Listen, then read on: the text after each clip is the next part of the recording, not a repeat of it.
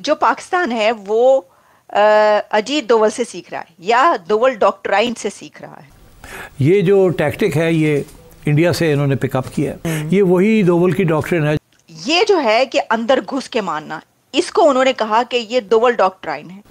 India ने जिहाद के लीडर्स को जो पाकिस्तान और कश्मीर में बेस्ड हैं उनको चुन चुन के, और पाकिस्तान मीडिया पर भी ये बड़े जोरों शोर से कहा जाता रहा कि पाकिस्तान दोवल डॉक्ट्राइन से सीख रहा है, यानी पाकिस्तान लर्न कर रहा है इंडिया की पॉलिसीज से। तो ये तो अगर ऐसा है तो बड़ी ही अच्छी बात, इसलिए कि हम तो बहुत दिनों से, काफ़ी अरसे से ये कहते चले आ रहे हैं कि जो फॉरेन पॉलिसी है उसको सीखने की ज़रूरत है भारत से। भारत की फॉरेन पॉलिसी ऐसी फॉरेन पॉलिसी है कि पाकिस्तान अगर वैसी फॉरेन पॉलिसी बना ले तो दुनिया में उसका नाम कहाँ का कहाँ पहुँच जाए, फिर तो हर तरह का प्रॉब्लम ही सॉल्व हो जाए।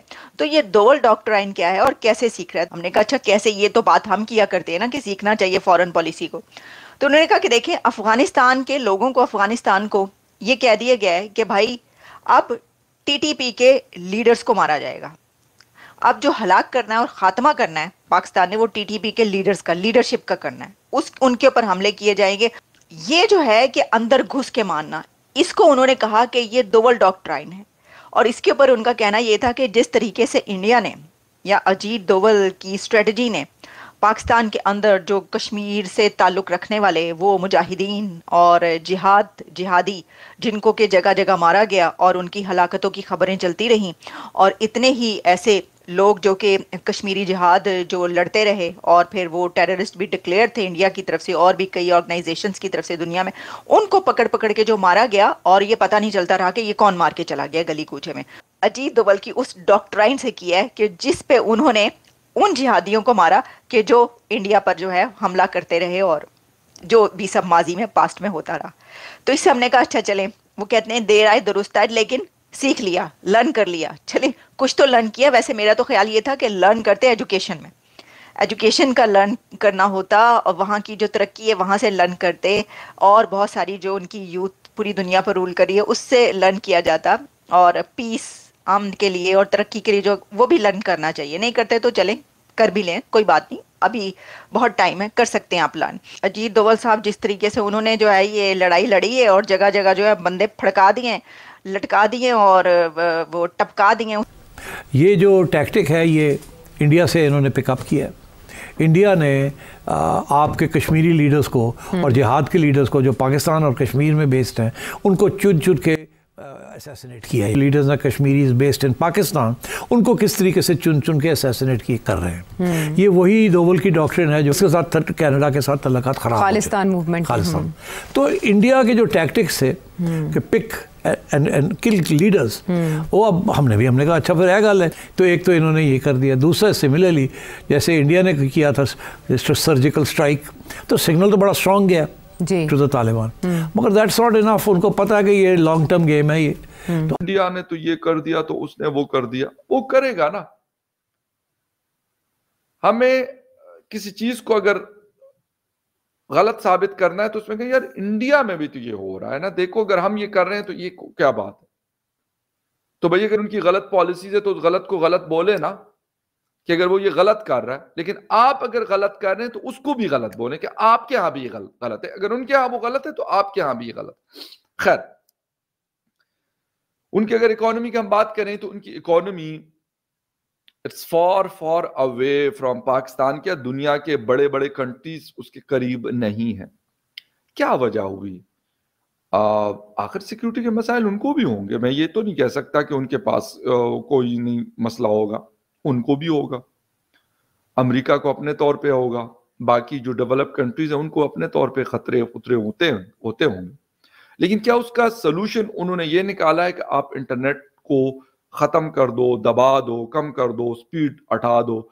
आप लोग 5G और 6G की बातें हो रही दुनिया में, हम ये रोना रो रहे कि वो भाई हमें कोई 3G 4G प्रॉपर दे दो खुदा का वास्ता करके। हम 2G में चले गए वापस 4G से, और कहानियां क्या सुना रहे कि 2025 में ऑक्शन होगी जी, स्पेक्ट्रम का ऑक्शन होगा 5G का। हमारी सीरियसनेस का अंदाजा आप इससे लगा लीजिए। अच्छा, हम बातें तो कर लेते हैं, मतलब मैं भी बयान दे देता हूं जी, हम तो बिल्कुल, मैं इस बात से मुझे कोई इनकार नहीं है ना मुझे इसमें कोई डाउट है कि हमारी एक्सपोर्ट्स नहीं बढ़ सकती, हम तरक्की नहीं कर सकते। ये बिल्कुल झूठ है कि ऐसा नहीं हो सकता। सच ये कि ऐसा हो सकता है, लेकिन उसके लिए जो चीजें चाहिए वो हम नहीं देते, या जो एक रास्ता है, एक ट्रैक है, उसके अंदर हमने गड्ढे खोदे हुए हैं। अच्छा जी, अब हमें क्या कहानी सुनाई जा रही है? ओ जी, नए केबल्स कनेक्ट होंगे तो ये मसला हल हो जाएगा। वो कब होंगे, कैसे होंगे, वो होंगे भी कि नहीं होंगे, इनकी बला से भाई। एहसन इकबाल साहब अपने बयान देते हैं, ख्वाजा आसिफ अपने देते हैं, शेजा फातिमा अपना देती है, प्राइम मिनिस्टर शहबाज शरीफ अपने बयान दे रहे होते हैं, हमारे जो बाकी आईटी की मिनिस्ट्री हो या फिर पीटीओ अपने बयान दे रही, लेकिन हकीकत बिल्कुल इसके ऑपोजिट है। कभी अफ्रीका से केबल आ रही, तो कभी अमेरिका से केबल आ रही, तो कभी कहां से आ रही। ओ भाई, आज यानी 1 जनवरी 2025 हो चुका है, यानी एक दिन गुजर चुका है पहले साल का, 2025। यार फरवरी 2024 से पहले यही इंटरनेट था ना, या इन 10 महीनों में या 11 महीने, एक साल कर दें, एक साल में हमारी क्या पॉपुलेशन इतनी बड़ी और इतना ज्यादा उन्होंने एकदम से इस्तेमाल शुरू कर दिया इंटरनेट का या फिर 4G का, कि बिल्कुल वो सिस्टम ही बैठ गया। ये आज से 10-12 साल पहले हमारे साथ ईद वीद पे इस तरह के चक्कर हुआ करते थे जी, नेटवर्क काम नहीं करते।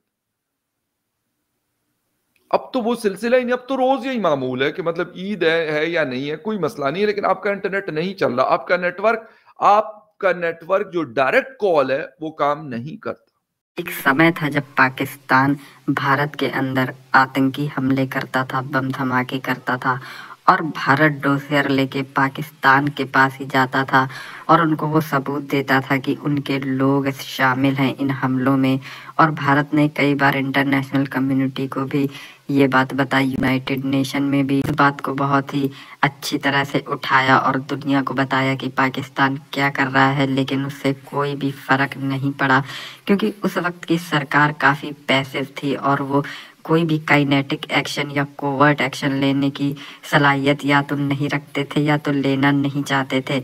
लेकिन जब से अजीत डोभाल NSA बने, उन्होंने एक बहुत ही अच्छी पॉलिसी अपनाई। उन्होंने खतरे को उधर ही जाकर समाप्त किया जहां से खतरा ओरिजिनेट हुआ है, मतलब पाकिस्तान के अंदर से ही।